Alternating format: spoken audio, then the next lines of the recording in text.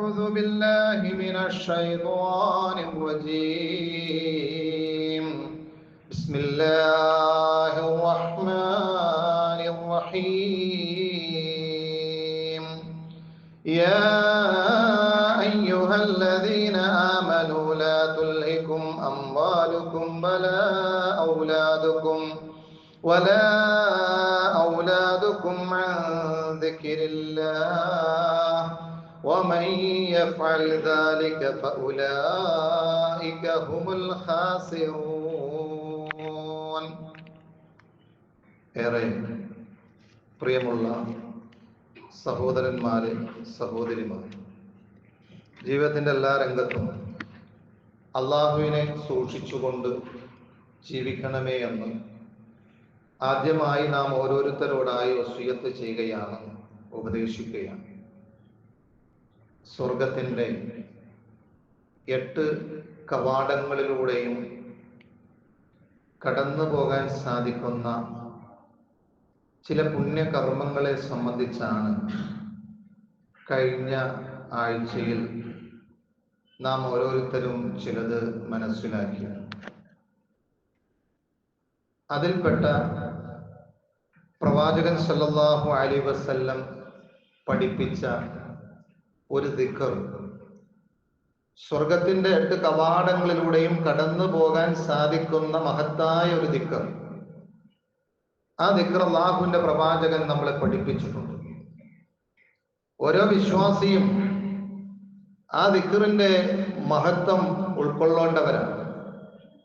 മഹാനായ റസൂലുള്ളാഹി സല്ലല്ലാഹു അലൈഹി വസല്ലം പറയാണ്, മൻ ഖാല അഷ്ഹദു അല്ലാ ഇലാഹ ഇല്ലല്ലാഹു വഹ്ദഹു ലാ ശരീക ലഹു വഅന്ന മുഹമ്മദൻ അബ്ദുഹു വറസൂലുഹു വഅന്ന ഈസാ അബ്ദുല്ലാഹി വറസൂലുഹു വകലിമതുഹു അൽഖാഹാ ഇലാ മർയം വറൂഹും മിൻഹു വൽ ജന്നത്തു ഹഖ്ഖുൻ വന്നാറു ഹഖ്ഖുൻ അദ്ഖലഹു അല്ലാഹു മിൻ അയ് അബ്വാബിൽ ജന്നത്തി 8 ശാഅ.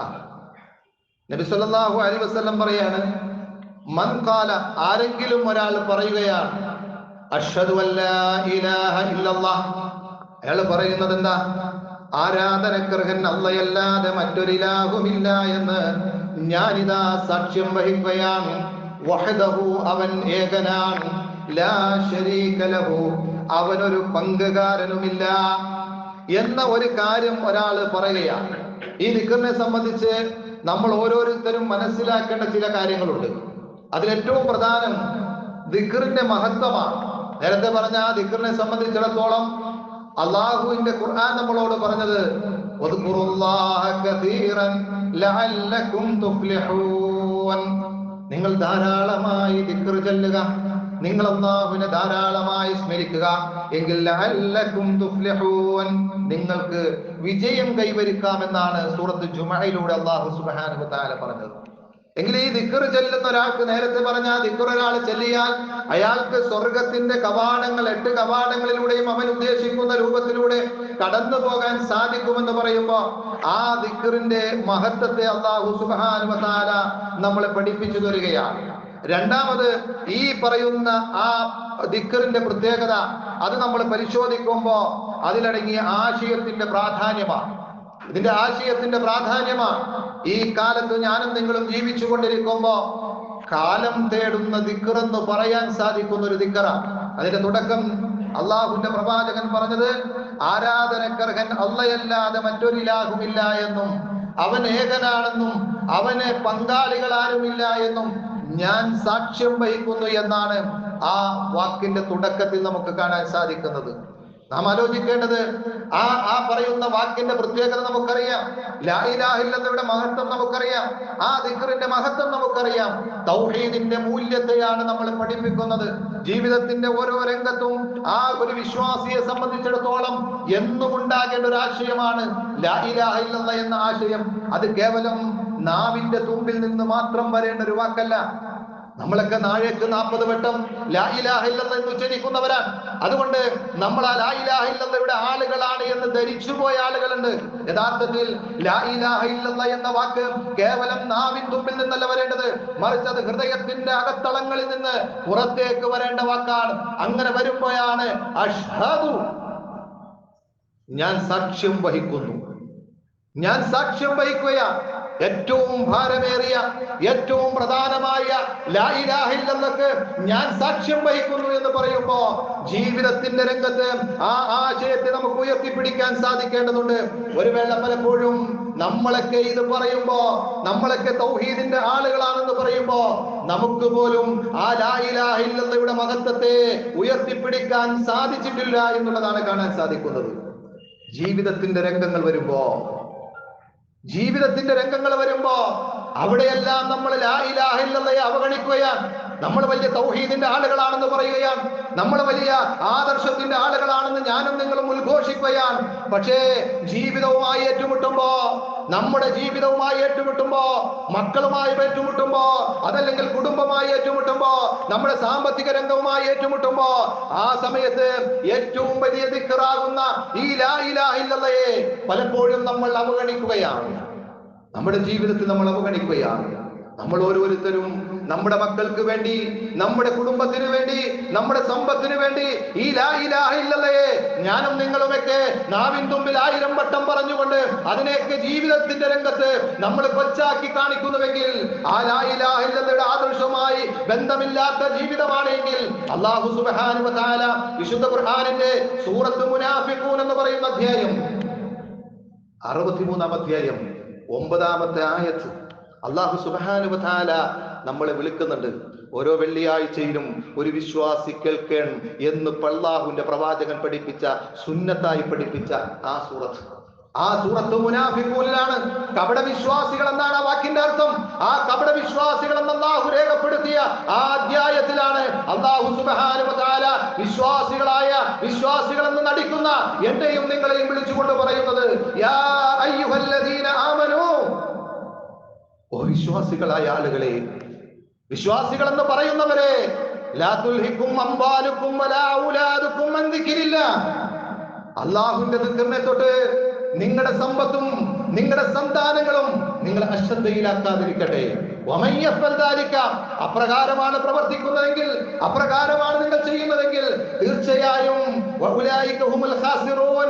അവർ നഷ്ടം സംഭവിച്ചവരാണ്, അക്കൂട്ടരാണ് നഷ്ടം സംഭവിച്ചവരെന്ന് അല്ലാഹു സുബ്ഹാനഹു വ തആല നമ്മളോട് വിളിച്ചു പറയുമ്പോ നമ്മൾ ഓരോരുത്തരും ആലോചിക്കുക, നമ്മുടെ മക്കൾ അല്ലാഹുവിന്റെ ഈ ദിക്റിൽ നിന്ന് നമ്മളെ അകറ്റിക്കളയുന്നുണ്ടോ? ലാ ഇലാഹ ഇല്ലല്ലാഹയാണല്ലോ ഏറ്റവും ഉന്നതമായ ദിക്ർ, അഫ്ദലുദ് ദിക്ർ ലാ ഇലാഹ ഇല്ലല്ലാഹ്. ഏറ്റവും വലിയ ദിക്ർ ലാ ഇലാഹ ഇല്ലല്ലാഹയാണ്. ആ ലാ ഇലാഹ ഇല്ലല്ലാഹയുമായി നമ്മുടെ ജീവിതത്തില് നമ്മൾ ഓരോ രംഗങ്ങളും പരിശോധിക്കുമ്പോ അവിടെയൊക്കെ നമുക്ക് ആ ലാ ഇലാഹ ഇല്ലല്ലാഹയെ അവഗണിക്കുന്ന നിലപാടാണോ നമ്മൾ സ്വീകരിക്കുന്നത്? അല്ലാഹു പറഞ്ഞതുപോലെ ലാ തുൽഹിക്കും അംവാലുക്കും വലാ ഔലാദുക്കും അൻ ദിക്രില്ലാഹ്, അല്ലാഹുവിന്റെ ദിക്റിനെ തൊട്ട് നിങ്ങളുടെ സമ്പത്തും നിങ്ങളുടെ സന്താനങ്ങളും നിങ്ങൾ അശ്രദ്ധയിലാക്കാതിരിക്കട്ടെ എന്ന് അല്ലാഹു പറയുമ്പോ, ഒരു വേള തൗഹീദ് പറയുന്ന ആളുകൾ തങ്ങളുടെ വിവാഹം കടന്നു വരുമ്പോ, തന്റെ മകന്റെ വിവാഹം കടന്നു വരുമ്പോ, തന്റെ മകളുടെ വിവാഹം കടന്നു വരുമ്പോ, ആ സമയത്ത് ഇന്നലെ വരെ ശിർക്ക് ചെയ്യുന്നവരെന്ന് വിളിച്ച ആളുകൾ, അല്ലാഹു അല്ലാത്തവരെ വിളിച്ചു പ്രാർത്ഥിക്കുന്നവരെന്ന് വിളിച്ചു പറഞ്ഞ ആളുകൾ, അവരുമായി ബന്ധം സ്ഥാപിക്കാൻ ഒരു മടിയും കാണിക്കാത്ത ആളുകളുണ്ട്.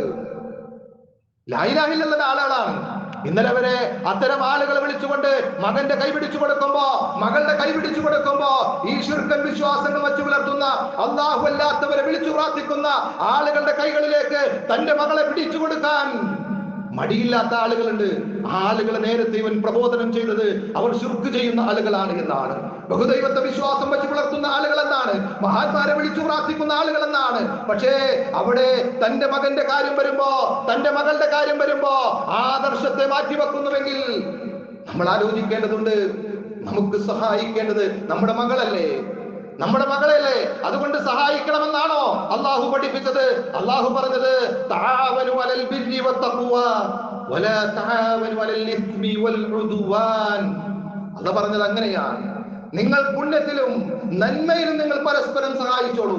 നിങ്ങളുടെ മകളെ സഹായിക്കാം, നിങ്ങളുടെ മകനെ സഹായിക്കാം, നിങ്ങളുടെ ഭാര്യയെ സഹായിക്കാം, നിങ്ങളുടെ കുടുംബത്തിലുള്ള ആരെയും നിങ്ങൾക്ക് സഹായിക്കാം. പക്ഷെ അതിൽ പുണ്യമുണ്ടാകണം, അതിൽ നന്മയുണ്ടാകണം. വലാ തആവനു അലൽ ഇസ്മി വൽ ഉദ്വാൻ, പാപത്തിലും അതിക്രമത്തിലും നിങ്ങൾ സഹായിക്കരുത്. മകളുടെ ആഗ്രഹമല്ലേ എന്ന് പറഞ്ഞുകൊണ്ട് പാപമാകുന്ന ശിർക്കിനെ സഹായിക്കുന്ന, ആ ശിർക്കൻ വിശ്വാസത്തിലേക്ക് കൊണ്ടുപോകുന്ന പ്രവർത്തനങ്ങളിലേക്ക് തന്റെ പ്രിയപ്പെട്ടവനെ, തന്റെ പ്രിയപ്പെട്ട മകളെ അല്ലെങ്കിൽ തന്റെ പ്രിയപ്പെട്ട മകനെ ഏൽപ്പിച്ചു കൊടുക്കുന്ന ഒരു പ്രവർത്തനം നമ്മൾ കാണിക്കുന്നുവെങ്കിൽ, നമ്മൾ ഈ അശ്ഹദു അല്ലാ ഇലാഹ ഇല്ലല്ലാഹ് വഹ്ദഹു ലാ ശരീക ലഹ് എന്ന് പറയുമ്പോ ആ ദിക്റിന് എന്തു മഹത്വമാണ് പ്രിയപ്പെട്ടവരെ ഉള്ളത്. ഇത് എന്നോടുള്ള സംസാരമാണ്, എന്നോടുള്ള സംസാരമാണ്, നിങ്ങൾ ഓരോരുത്തരോടുമുള്ള സംസാരമാണ്. ലാ ഇലാഹ ഇല്ലല്ലാഹ് ആളുകൾ എന്ന് പറയുന്നവർ, തൗഹീദിന്റെ ആളുകൾ എന്ന് പറയുന്നവർ, ആ ലാ ഇലാഹ ഇല്ലല്ലാഹ് ഒരു വിലയും കൽപ്പിക്കാതെ ജീവിതത്തിന്റെ പ്രശ്നങ്ങൾ വരുമ്പോൾ അതിനെ ആ ലാ ഇലാഹ ഇല്ലല്ലാഹ് പുറങ്കാല് കൊണ്ടടിക്കുന്നവർ, അവരോടുള്ള സംസാരമാണ്. ഗൗരവമുള്ള വിഷയമാണ്. കാരണം അത് നിസ്സാരമായി നമുക്ക് കാണാൻ സാധിക്കില്ല. ഇന്നഹു മൻ യുശ്രിക് ബില്ലാഹ് ഫഖദ് ഹറമല്ലാഹു അലൈഹിൽ ജന്ന വമഅവാഹുൻ നാർ. അല്ലാഹു പറഞ്ഞത് അതാണ്, ശിർക്ക് ചെയ്യുന്നവന് സ്വർഗം ഹറാമാക്കിയിരിക്കുന്നു. ശിർക്കിന്റെ വിശ്വാസങ്ങളിലേക്ക് ആളുകൾ പോയാൽ, ആ വിശ്വാസത്തിന്റെ കൂടാരത്തിലേക്കാണ് തന്റെ മകൾ പോകുന്നതെങ്കിൽ തീർച്ചയായും ഒരു വേള അവളിലേക്ക് ശിർക്ക് കടന്നു വന്നേക്കാം. അതുകൊണ്ട് ആ പറയുന്ന കാര്യത്തിൽ ഇന്നഹു മൻ യുശ്രിക് ബില്ലാഹ്, ആരെങ്കിലും ശിർക്ക് ചെയ്യുന്നുവെങ്കിൽ ആ ആളുകളെ സംബന്ധിച്ചിടത്തോളം ഫഖദ് ഹറമല്ലാഹു അലൈഹിൽ ജന്ന, അവന് സ്വർഗം ഹറാമാണ്. വമഅവാഹുൻ നാർ, അവന്റെ സങ്കേതം നരകമാണ് എന്ന് അല്ലാഹു സുബ്ഹാനഹു വ തആല വിശുദ്ധ ഖുർആനിന്റെ സൂറത്ത് മാഇദയിലൂടെ നമ്മളോട് പറയുമ്പോ, ഒരു വിശ്വാസിയെ സംബന്ധിച്ചിടത്തോളം ശിർക്കിനെ ഗൗരവത്തിൽ കാണേണ്ടതുണ്ട്, തൗഹീദിന് പ്രാധാന്യം കൽപ്പിക്കേണ്ടതുണ്ട്. അത് ജീവിതമായി ഏറ്റുമുട്ടുമ്പോഴാണ് ആ തൗഹീദിന് മൂല്യം കൽപ്പിക്കേണ്ടത്. അതല്ലാതെ ജീവിതം ഒരു വഴിയും വാക്ക് വേറെ വഴിയുമാകുന്ന ഒരു പ്രവർത്തനമല്ല വിശ്വാസി സ്വീകരിക്കേണ്ടത് നമ്മൾ മനസ്സിലാക്കേണ്ടതുണ്ട്. പലപ്പോഴും ചില ആളുകൾ ഇതിന് പ്രണയം ന്യായമായി പറയുന്ന ആളുകളുണ്ട്. അവർ മനസ്സിലാക്കേണ്ട ഒരു കാര്യമുണ്ട്, മകൾ അങ്ങനെ പ്രണയത്തിലായിപ്പോയി, അതുകൊണ്ട് എന്താ ചെയ്യാ എന്ന് ചോദിക്കാം. എന്നാൽ എന്റെ പ്രിയപ്പെട്ട സഹോദരന്മാരെ, എന്റെ പ്രിയപ്പെട്ട സഹോദരിമാരെ, ഞാനും നിങ്ങളും മനസ്സിലാക്കേണ്ട ഒരു കാര്യമുണ്ട്, പ്രണയം ഹറാമാണ്. വിവാഹത്തിന് മുമ്പുള്ള പ്രണയം ഹറാമും വിവാഹത്തിന് ശേഷമുള്ള പ്രണയം ഹലാലുമാണ്. എന്തുകൊണ്ടാണ് ഹറാമാകുന്നത്? ആ പ്രണയം ആരംഭിക്കുന്നു നോട്ടത്തിൽ നിന്നാണ്. നോട്ടം അത് വ്യഭിചാരമാണ്, റസൂലുള്ളാഹി സ്വല്ലല്ലാഹു അലൈഹി വസല്ലം പഠിപ്പിച്ചു. അതുപോലെ തന്നെ കേൾക്കൽ വ്യഭിചാരമാണ്. കാതുകൊണ്ടുള്ള വ്യഭിചാരമുണ്ട്, കണ്ണുകൾ കൊണ്ടുള്ള വ്യഭിചാരമുണ്ട്, നാവ് കൊണ്ടുള്ള വ്യഭിചാരങ്ങളുണ്ട്. ഇന്നത്തെ വ്യഭിചാരം എന്ന് പറഞ്ഞാൽ ഒരു വേള ശരീരത്തിന്റെ ഈ പറയുന്ന ശാരീരികമായി പോലും ഇന്നത്തെ സാഹചര്യത്തിൽ വ്യഭിചരിക്കുന്ന സാഹചര്യത്തിലൂടെയാണ് ഇന്നത്തെ പുതുതലമുറ കടന്നു പോകുന്നത് എന്ന് പറഞ്ഞാൽ എല്ലാ അർത്ഥത്തിലുമുള്ള വ്യഭിചാരങ്ങൾ ചിലപ്പോൾ നടന്നേക്കാം. ഈ വ്യഭിചാരത്തിലൂടെയാണ് ഒരു ബന്ധം സ്ഥാപിക്കുന്നതെങ്കിൽ അള്ളാഹുവിന്റെ പൊരുത്തം എങ്ങനെ ഉണ്ടാകും പ്രിയപ്പെട്ടവരെ? ആ ഒരു തെമ്മാടിത്തരത്തിന്റെ തോന്നിയവാസത്തിന്റെ ഹറാമായ വഴിയിലൂടെ ഒരു ബന്ധം സ്ഥാപിച്ചാൽ ആ ബന്ധത്തിന് ഓശാന പാടുന്ന മാതാപിതാക്കളാകണോ നമ്മൾ ചെയ്യേണ്ടത്? ആ ഗൗരവത്തെ, ആ തെറ്റിനെ അവരുടെ മുമ്പിൽ ഉണർത്തുകയല്ലേ? മാത്രമല്ല, ഈ പറയുന്ന പ്രണയത്തിലൂടെ വിവാഹ ജീവിതത്തിലേക്ക് പ്രവേശിക്കുമ്പോ അതിന്റെ ദുരന്തങ്ങൾ ഒരുപാടുണ്ട്. എന്തുകൊണ്ടെന്ന് ചോദിച്ചാൽ, ചിലപ്പോ ഈ പ്രണയത്തിന്റെ മുമ്പില് അവളെ അല്ലെങ്കിൽ രണ്ടുപേർക്കും വിശ്വാസമില്ലായ്മ വരും. കാരണം അവന്റെ മനസ്സിലുണ്ടാകും, ഞാനൊന്ന് നോക്കിയപ്പോ ഓളും കൂടി പോകുന്നതല്ലേ, അതുകൊണ്ട് ഇനി വേറൊരാൾ നോക്കിയാലും ചിലപ്പോ പോകും എന്ന് തോന്നലുണ്ടാക്കും. പലപ്പോഴും ഈ പറയുന്ന പ്രണയത്തിലൂടെ വിവാഹം കഴിക്കുന്ന ആളുകൾ കൊലപാതകങ്ങൾ നിങ്ങൾ പരിശോധിച്ചാലൊക്കെ ഈ പ്രണയ വിവാഹങ്ങളുടെ കൊലപാതകങ്ങൾ സംശയരോഗമാണ്. ആ സംശയരോഗത്തിന് കാരണം എന്താ? ഈ പ്രണയം തന്നെയാണ്. അതുകൊണ്ട് പ്രണയത്തെ ഇസ്ലാമിനെ സംബന്ധിച്ചിടത്തോളം സപ്പോർട്ട് ചെയ്യാൻ പറ്റില്ല. ഒരു മാതാവിന് സപ്പോർട്ട് ചെയ്യാൻ പറ്റില്ല, ഒരു പിതാവിന് സപ്പോർട്ട് ചെയ്യാൻ പറ്റില്ല. മാത്രമല്ല, നമ്മൾ വിവാഹം കഴിച്ചു കൊടുക്കുമ്പോ നേരത്തെ പറഞ്ഞതുപോലെ ശിർക്കുള്ള ആൾക്കാണ് വിവാഹം കഴിച്ചു കൊടുക്കുന്നതെങ്കിൽ, മകൾ പ്രണയിച്ചതിന്റെ പേരിൽ ശിർക്ക് ചെയ്യുന്ന ബഹുദൈവത്വ വിശ്വാസം വെച്ച് പുലർത്തുന്ന ആൾക്കാണ് വിവാഹം കഴിച്ചു കൊടുക്കുന്നതെങ്കിൽ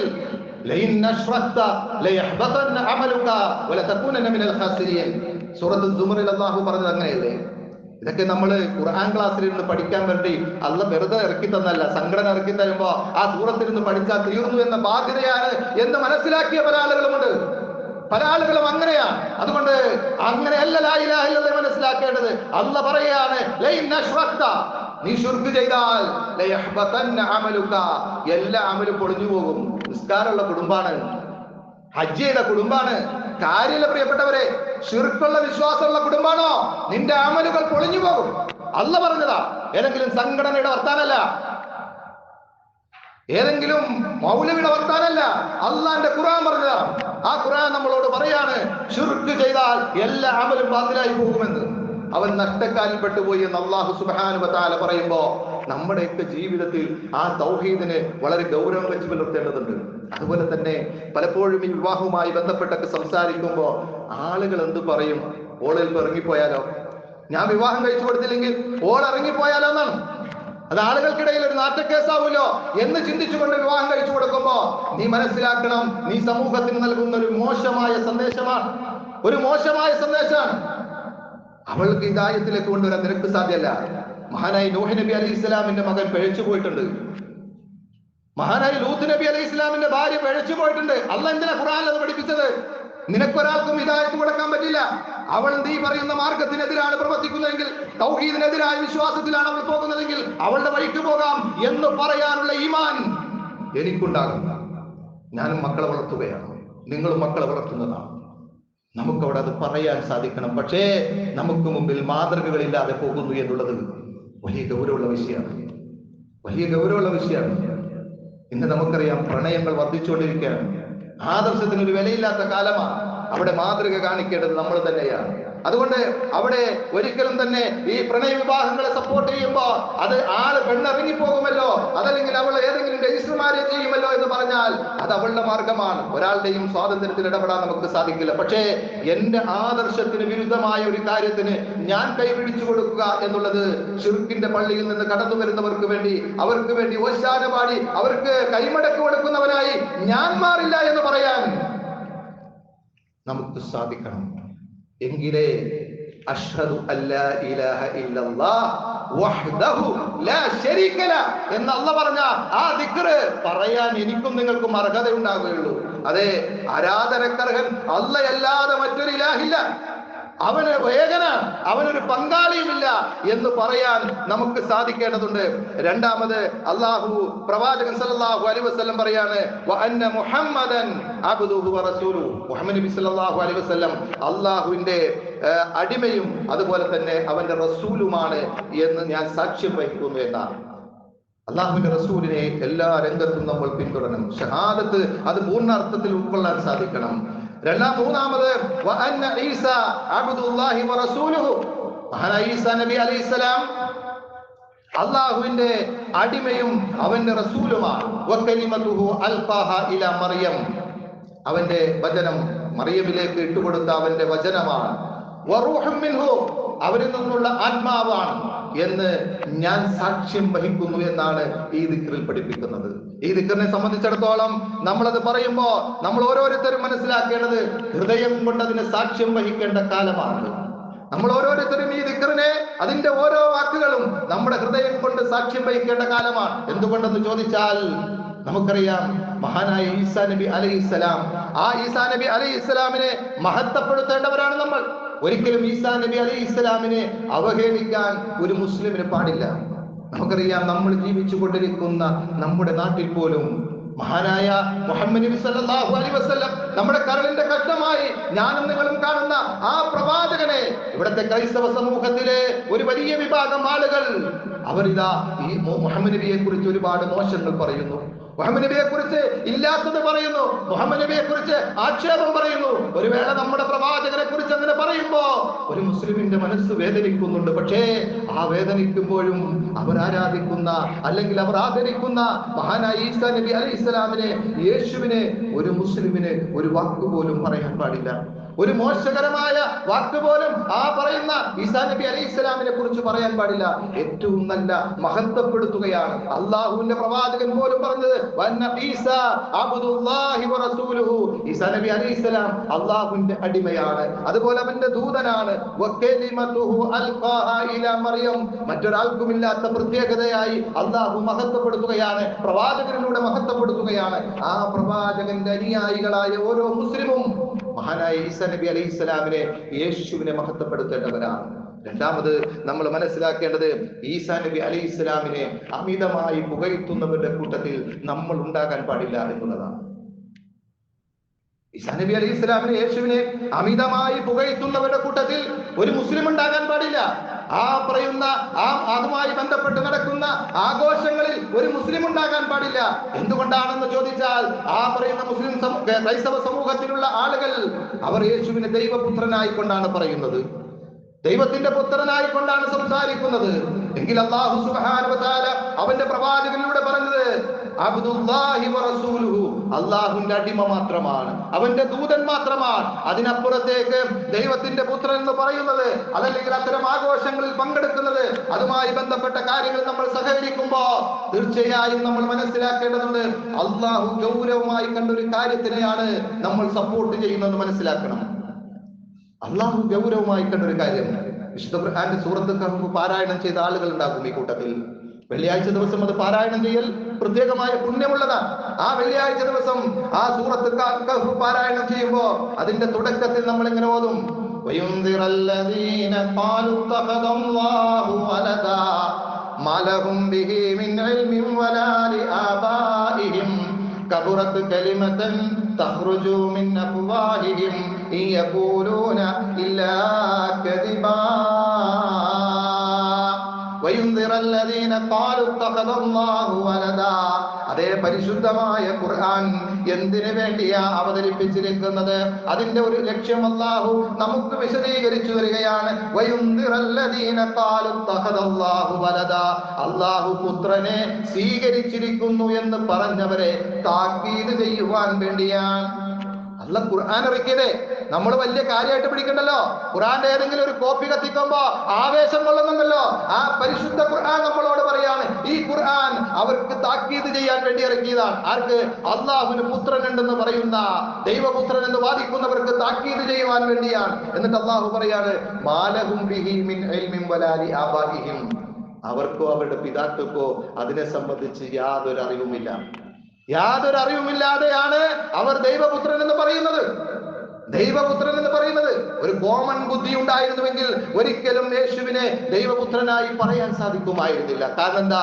അല്ലാഹു സുബ്ഹാനഹു വ തആല വിശുദ്ധ ഖുർആനിലൂടെ പറഞ്ഞു തരുന്നുണ്ട്. വിശുദ്ധ ഖുർആന്റെ സൂറത്ത് ആൽ ഇംറാന്റെ 3-ാം അധ്യായം 59-ാമത്തെ വചനം, ഇന്ന മതല ഈസാ ഇൻദല്ലാഹ് കമതലി ആദം.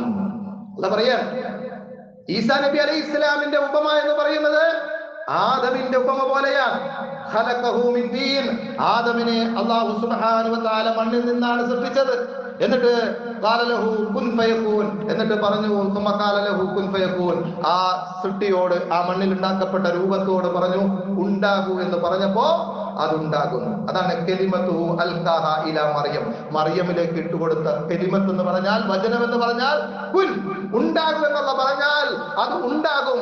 ആ ഉണ്ടാകലാണ് ഈസാ നബി ആദം നബി അലൈഹി ഇസ്ലാമിന്റെ കാര്യത്തിൽ ഉണ്ടായെങ്കിൽ, ഈസാ നബി അലൈഹി ഇസ്ലാമിന് പിതാവില്ലാത്തതിന്റെ പേരിലാണ് അദ്ദേഹം ദൈവപുത്രൻ എന്ന് അവകാശപ്പെടുന്നതെങ്കിൽ, ആദമല്ല അതിനേക്കാൾ അവകാശപ്പെട്ടവൻ. കാരണം പിതാവുമില്ല മാതാവുമില്ലാതെ ജനിച്ചവനാണ് ആദം നബി അലൈഹി ഇസ്ലാം. അല്ലാഹു സുബ്ഹാനഹു വ തആല പറഞ്ഞു കൊടുക്കുകയാണ്. അപ്പോ അല്ലാഹ് പറഞ്ഞു തരുന്നത്, മാലഹും ബിഹി മിൻ ഇൽമിൻ വലാ ലിആബാഇഹിം, അവർക്ക് അവരുടെ പിതാക്കൾക്കോ അതിനെ സംബന്ധിച്ച് യാതൊരു തരത്തിലുള്ള അറിവുമില്ല.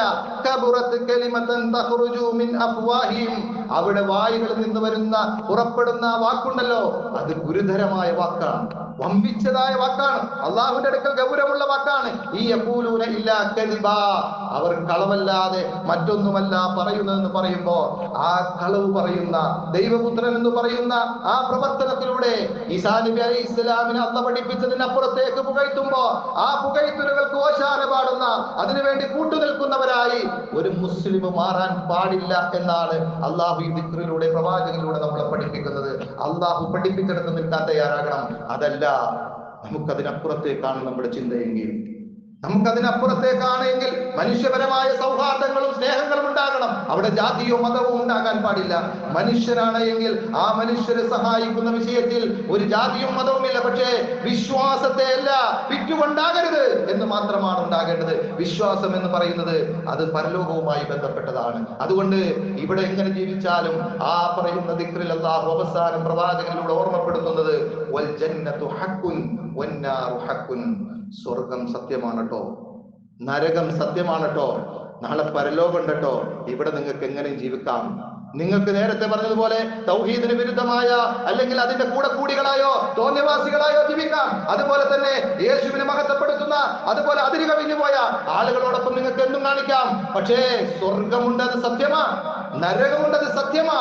അങ്ങനെ ഒരു വിശ്വാസത്തോടെ ഞാൻ അതിനെ സാക്ഷ്യം വഹിച്ചുകൊണ്ട് പറഞ്ഞാൽ അവരെ സംബന്ധിച്ചിടത്തോളം പ്രവാചകൻ സല്ലല്ലാഹു അലൈഹി വസല്ലം പറഞ്ഞു, അല്ലാഹു സുബ്ഹാനഹു വ തആല അവനെ പ്രവേശിപ്പിക്കും മിൻ ഐ അബ്വാബിൽ ജന്നത്തി സമാനിയത ശഅ. 8 സ്വർഗത്തിന്റെ 8 കവാടങ്ങളിൽ അവൻ ഉദ്ദേശിക്കുന്ന കവാടത്തിലൂടെ അവനെ പ്രവേശിപ്പിക്കും. ഈ ദിക്ർ ശരിയായ അർത്ഥത്തിൽ ഈമാൻ ഉൾക്കൊണ്ടുകൊണ്ട് ഹൃദയത്തിന്റെ ഉള്ളിൽ നിന്നുകൊണ്ട് ആരെങ്കിലും ഉച്ചരിച്ചാൽ അവന് സ്വർഗത്തിന്റെ 8 കവാടങ്ങളും ലഭിക്കുമെന്ന് മഹാനായ പ്രവാചകൻ സല്ലല്ലാഹു അലൈഹി വസല്ലം പഠിപ്പിക്കുകയാണ്. ആ രൂപത്തിൽ ഈ ദിക്റിനെ ചെല്ലാനും ഈ ദിക്റിന്റെ ആശയങ്ങൾ ഉൾക്കൊണ്ടുകൊണ്ട് ജീവിതത്തിൽ ഞാനും നിങ്ങളും ഓരോരുത്തരും നമ്മൾ ജീവിക്കാൻ പരിശ്രമിക്കുക. അള്ളാഹു അനുഗ്രഹിക്കുമാറാകട്ടെ.